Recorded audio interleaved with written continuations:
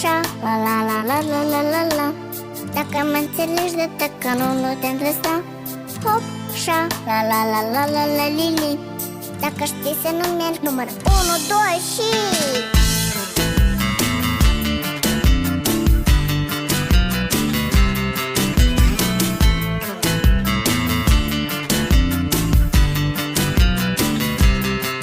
Câteodată seara stau pe spate și mă uit în sus.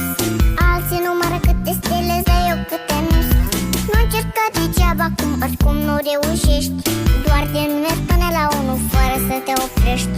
Nu contează care-i faza dacă nu renunți. Important e să ții minte ce trebuie să uiți.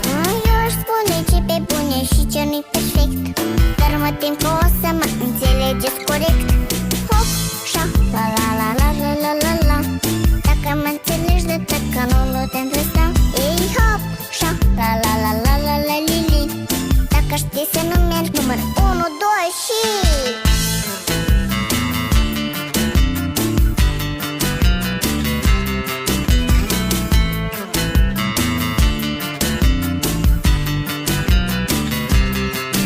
Cine are să afle în ce zodie se află racul, cum să ajunge într-o secundă în cu bacu.